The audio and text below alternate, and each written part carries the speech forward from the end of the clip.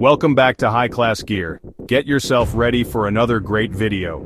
You won't find anyone with more realistic and intriguing stories from the big 80s and the weird 90s than this channel. If you came here looking for something strange, creepy, car chases, police fights, stupid mistakes that came back to get me, or even for a little bit of knowledge, you've definitely come to the right place. Please make sure to like, comment, and subscribe so you stay up to date with all the great content coming your way.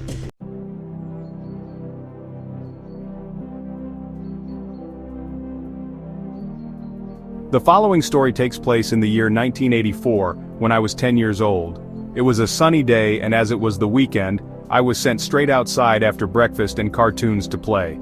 After my Zoom with butter, brown sugar and milk, and having seen plenty of Super Friends episodes, I was ready to take on the world. Rather than jump on my Huffy bike and ride around, I met up with Taco, who had walked from 2 neighborhoods away. After all the difficulties we had in school and how we'd hung together, we'd become close friends. He also needed someone else that he could speak with, Spanish or English, and compare assignments. And right after his Kingdom Hall work with the Jehovah's Witnesses, he could play, but his friend group was quite small. He didn't like going from door to door with his parents because of all the abuse they got from people. After all, they were knocking on people's doors on the weekend, the few days people had off from a hard week of work. The last thing working men and women wanted was someone showing up unannounced at the door and talking religion. Taco and I walked on and found the neighborhood park and some kids playing. The swings, the big toy, the sandbox, the long slide, the big wire fence circling the whole thing. This was the place to be. We walked in and some faces we recognized while some we did not. "Taco?" One of the boys looked up and came running. It was Ivan. Running behind him was his younger brother Sebastian. Ivan greeted us with a hearty handshake and pointed to the sand monsters he was making with his stick and his action figures he lined up. Most of what he and his little brother had to say was with sign language and broken pieces of English. Ivan and Sebastian were from Poland, and being new to the United States, their English language was not that strong. They could read it, understand most of it, but their speaking was quite weak. But when you're young boys, the language of play, toys, and being loud at the park can cross any barrier. It was late morning and the sky had already turned a beautiful blue and the sun beamed down on us with increasing heat. But it was a good day. Taco, Ivan, and his little brother Sebastian and I lined up the little soldiers, made them charge up the sand hills we built, and created war scenarios filled with victory, defeat, carnage, back and forth guerrilla wars, and using military terms we didn't fully understand. "We're coming under heavy fire, we're going to have to do an extraction," Taco would say, making his voice deep and muffled like he was speaking over a walkie-talkie. Sebastian and I made the bomb sounds while Ivan moved the men around the hills. The sun rose high in the sky, we could hear the traffic pick up in the neighborhood, and the sound of lawn mowers cutting front lawns filled the air along with the smell of freshly cut grass. You couldn't ask for a better day. That was until the clouds rolled in.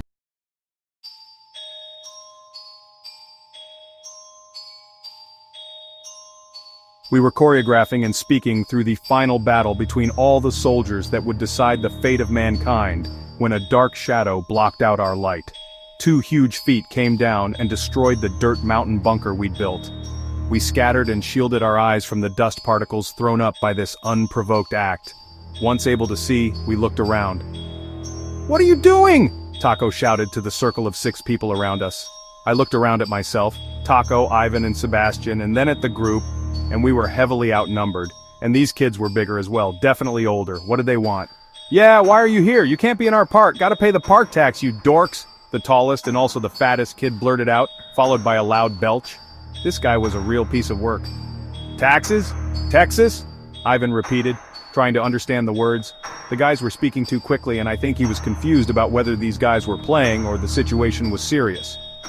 Sebastian, still a little too young to understand that we were in some serious conflict, said about trying to rebuild our mountain. "This is America. You don't belong here, so if you're gonna be here, you gotta pay the tax. Empty your pockets," the fat giant bellowed. He looked like Jabba the Hutt with clothes on. Man, that dude was ugly as hell. "We're playing here. We were first. Why don't you bother someone else?" I said, and pointed towards the other children in the park. But Jabba waved them off and they scurried out of the park in fear. These guys were bullies. "We go where we want to go. Now it's time to make an example. Like I said, empty those goddamn pockets, you geeks." Jabba commanded us a second time, this time raising his voice. "No, we're not doing that. And even if we had money, we're not giving it to you, I shot back, now standing up against the group, but knowing the chances of victory were pretty much impossible. Ivan had now figured out something was wrong and started to stand with us. He tried to also defend our little pack against Jabba the Hutt and his horde. You go now, you play another place. He raised his voice and gestured as if trying to shoo away gnats. And then, the struggle was on. Jabba and the big kids crowded us, grabbed us, punched us. I pleaded with Taco to get free, get to my house, and bring back my older brother. He was able to break out of the scuffle, jump over the fence, and sprint up the street to my house. I know when he informs my family in Spanish mixed with English, my older brother and cousins will be right behind him. Those of us in the park were not able to do anything but fight our hearts out against numerically and physically superior opponents. Why couldn't these guys just leave us alone? What did they want from us? The group of boys took hold of us and would not allow us to escape. Jabba looked down at me and then at Ivan and Sebastian. You got no money, so you gotta pay the tax, he said through the gap where his two front teeth should be. He had a lisp as well, which made it hard to understand him. Sebastian and Ivan were crying and trying to get free, but the bullies had a good grasp of them. The boy that had Sebastian took him by the arms and stepped over to another boy in the group who held his neck, as if he was going to twist it and break it. Grab that stick and pick that up, Jabba commanded another boy. He picked up a large tree branch in the corner of the park near the swings. What was he planning? The older boy with the large stick walked over to a pile of dog manure and poked it with the stick. It jiggled and hung from the stick. I looked like one of those shish kebabs you buy at Middle Eastern restaurants. Here's how this is gonna work, Jabba the Hutt spoke. You got no money. The tax for this park is that you gotta eat this.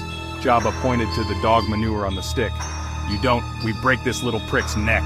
He pointed to little Sebastian, who was crying loudly with snot bubbles coming from his nose. No, no, I yelled while struggling under the grasp. But it was no use. I could not get free. Ivan looked at his brother's contorted neck, the rest of the group and then me and shrugged. He loved his brother. I couldn't speak Polish and didn't know much else about Ivan, but one thing I did know is that he loved his brother and would do anything to protect him. And now, he would do the unthinkable. Ivan made that long walk over to the stick with the manure on it. That's right, take it off the stick. Take it right off with your hands. Swallow it and we'll let this little one go and you're free. Jabba pointed to Ivan, who was now at the stick. One of the other boys made a hand gesture to take the manure and eat it. I wish I could say we got out of their grasp and stopped it. I wish I could tell you that Taco arrived in time with my brother. I wish I could tell you that they relented and felt that spark of humanity and decency that people claim we all have. I wish, but none of that happened.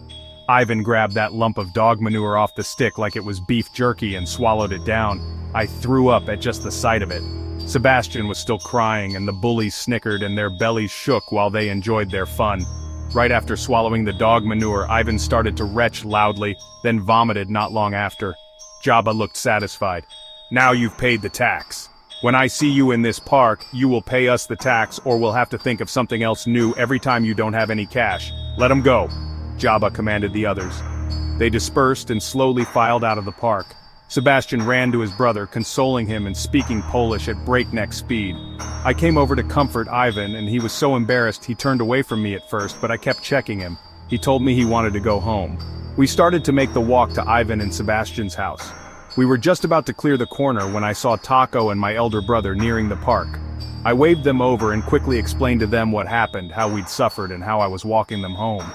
They lived in a townhouse on the second floor and the stairs were steep. It was in a decent area, but I could tell by the way people looked at them that they were hated. Why did they hate Polish people? What did they do? Ivan pulled the house keys out of his dusty blue Levi jeans pocket and unlocked the bottom and top lock to the house and walked in with Sebastian and I not far behind. He broke down crying to his mother, who he introduced as Marta, explaining in Polish all of what had happened. You were there when this happened to my boys? Marta quizzed me. I tried to help, but there were too many. I failed. I tried, but I couldn't help. I tried to explain as best I could while the tears ran down my face and the shame filled my heart. Ivan explained in detail what had happened, and so did Sebastian, but I could see the disappointment on the woman's face. I should have done more, but I didn't. I couldn't, but still, her son was made to eat manure and the youngest son almost had his life taken. Why didn't I do more? Damn it. You are a real friend to my boys, you stayed with them. I have Ivan brush his teeth and get ready with Sebastian. You be careful and be good friend, please help my boys. Her eyes filled with tears and she patted me on the head. She made some Polish food for the family and I partook in a few bites before I excused myself and said farewell. Once I reunited with Taco and my elder brother, I would have to give a full report and blow for blow of what happened at the park once Taco left, and my meeting with Marta at her house. I still felt great shame and sorrow about my failure to help, but I just didn't have the strength and the numbers. I couldn't do anything. But it didn't stop the feeling of shame in my heart.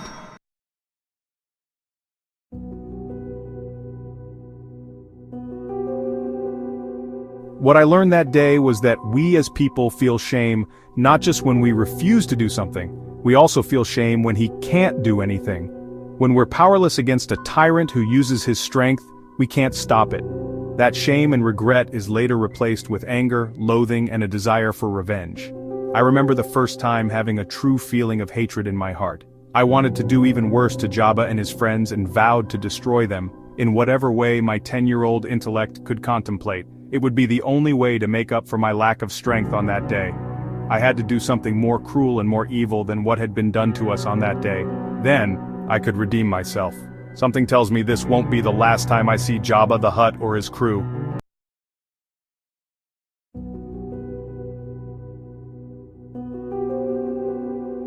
If you enjoy these videos and what we do here, subscribe to the High Class Gear channel, give us a like, and hit the notification bell so you always get updates on new content every week. Help us on the way to 1,000 subscribers. We upload unique and engaging videos every week for you to enjoy. Stay safe out there.